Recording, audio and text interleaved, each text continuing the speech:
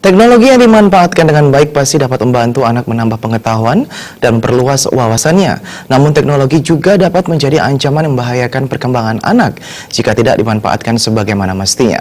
Oleh karena itu, orang tua memiliki peran penting untuk membimbing anak dalam hal pemanfaatan teknologi yang bijak.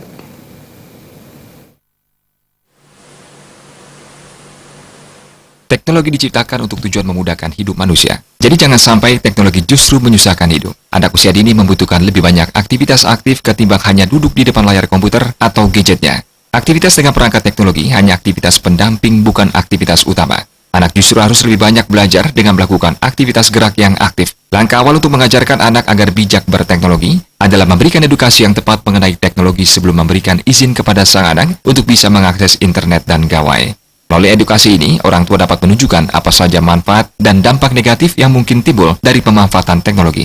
Informasi terkait manfaat dan dampak negatif dalam penggunaan teknologi, dalam hal ini gawai dan internet, tidak hanya seputar konten-konten yang dapat diakses. Lebih dari itu, orang tua juga perlu mengedukasi dampak penggunaan gawai yang berlebih terhadap kesehatan fisik sang anak. Penggunaan teknologi itu sebenarnya sangat bermanfaat ya bagi anak-anak apabila kita menggunakannya dengan baik. Karena kita perkembangan zaman ini kan dicirikan dengan adanya perkembangan teknologi. Kita harus mengikuti perkembangan zaman, berarti kita juga harus mengikuti perkembangan teknologi itu. Karena di dalam teknologi itu sendiri, baik itu internet, kemudian HP, itu semua informasi-informasi kita dapatkan di sana.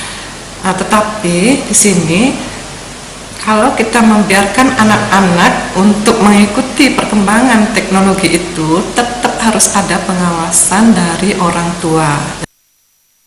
Saat ini orang tua dituntut untuk mampu dan turut mengikuti perkembangan zaman dan teknologi.